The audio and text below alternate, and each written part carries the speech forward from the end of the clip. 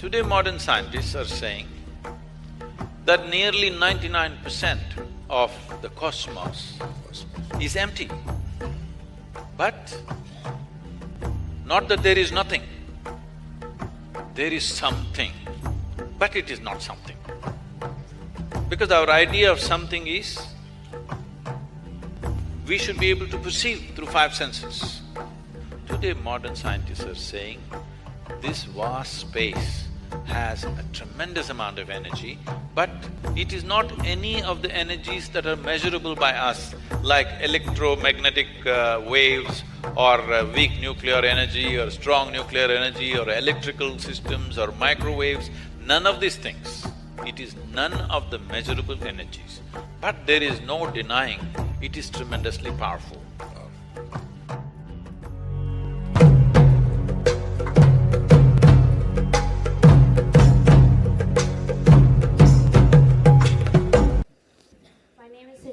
From the Department of Management Studies. So, my question is, how do I see or understand Adi Yogi as a Swayambhu, which is self-born, and Aja as unborn, since both are contradictory. Also, he's referred as limitless and nothingness. So can you please state your opinion? Say, today you're in… please sit down.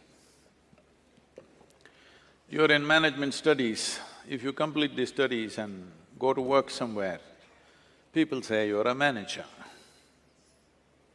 Over a period of time, those people who work around you, they keep referring to you as a manager, and in their experience, you are a manager, isn't it? Whatever you may think within yourself, maybe you will also start believing you're a manager. But others definitely see you as a manager, similarly with various things. So Adi Yogi literally means the first yogi. A yogi means who consciously obliterated all boundaries around him. See, because you have a set boundary, this is me, that is you.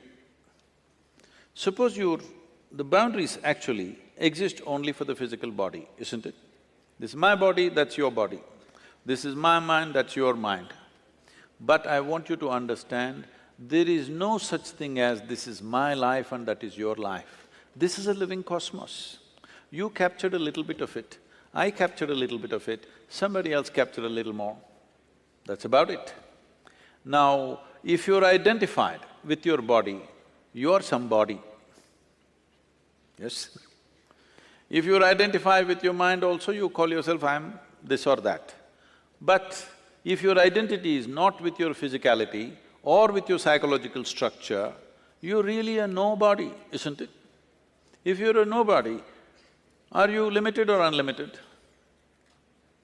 So when we say yogi, we are in many ways saying he is a nobody because he's not identified with his body. Well, he has a body, but he's not identified with it. See, what you call as my body right now, just some time ago was probably a papaya or a carrot or a fruit or a vegetable or something, isn't it so? Hello? You don't like that. What do you like? It was some food, something to be eaten, isn't it so? You ate that and now it's sitting here as my body or your body. Before that, it was just soil that you walk upon. And after some time, again it'll become soil. Most people don't get this point unless you bury them, that you're just a little bit of this planet, aren't you? Huh? Aren't you? Just a piece, little bit of soil. When we bury you, you understand, but it's a bit late. But if you realize right now, whatever I call as myself is all accumulation from outside. That was not me, okay?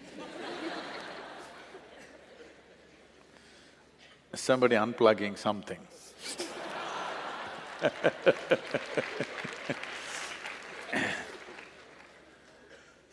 So, if your identity is not with things that you have gathered, what would you identify with?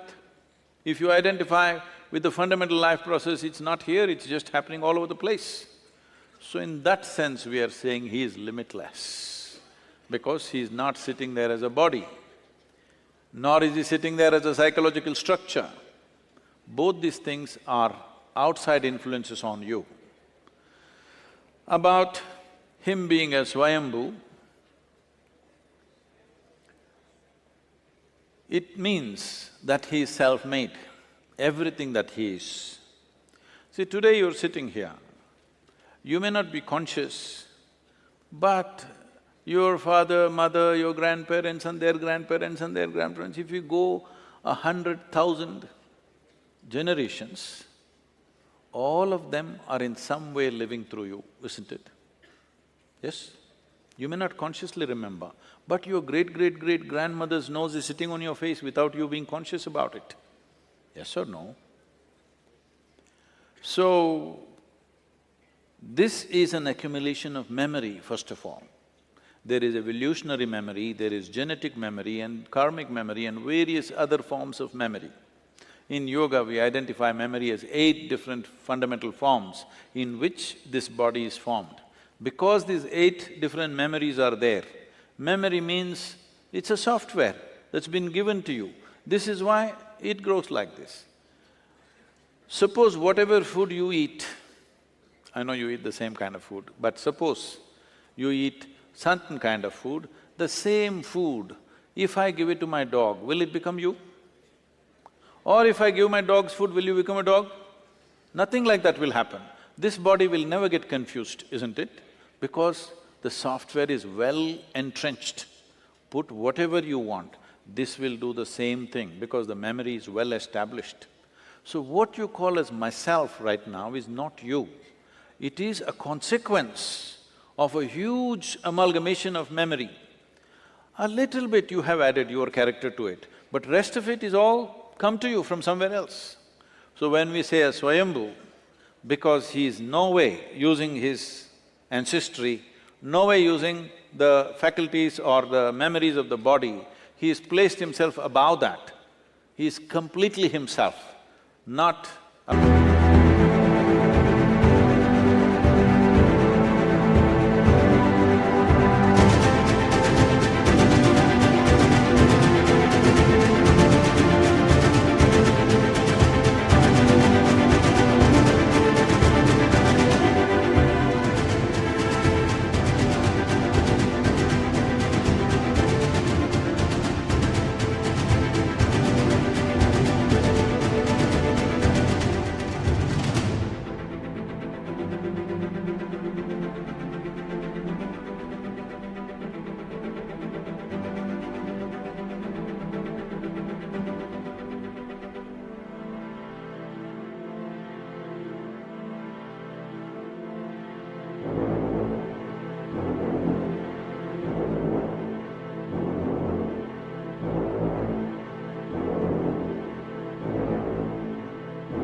consequence of history, not a consequence of genetics, but he's all by himself. So we call him, he's totally self-made or he's a Swayambhu. The word Shiva, Shiva means that which is not. That which is physical creation. That which is not that which is not physical. That which is not, where can it be?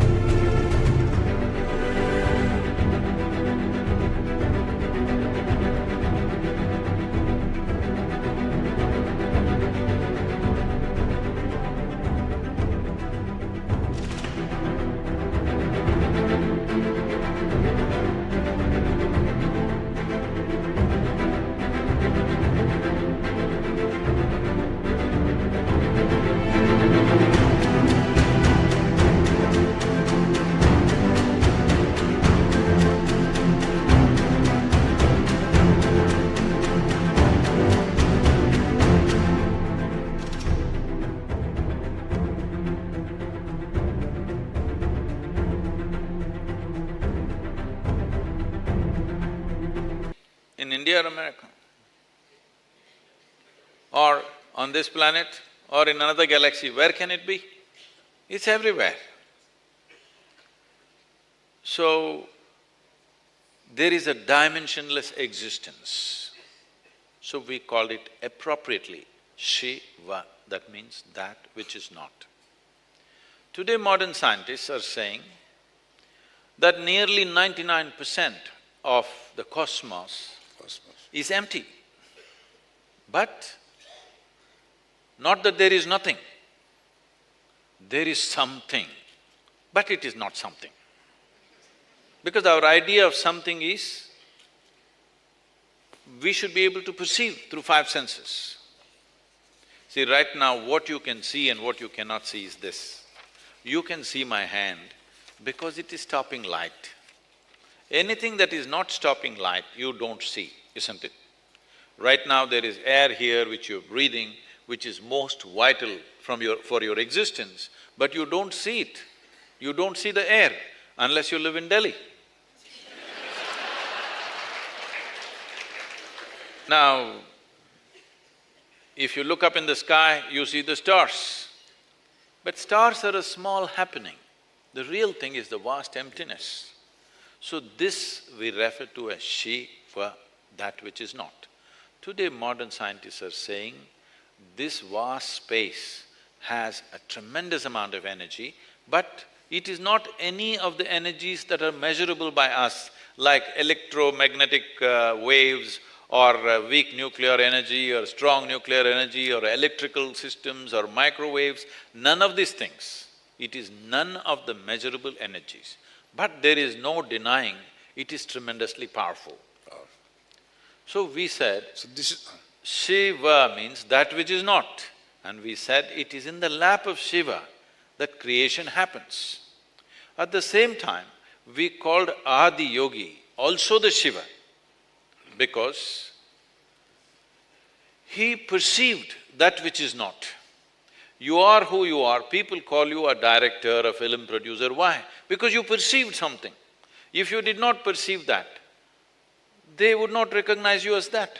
So we recognized Adi Yogi as Shiva because he perceived that which is not.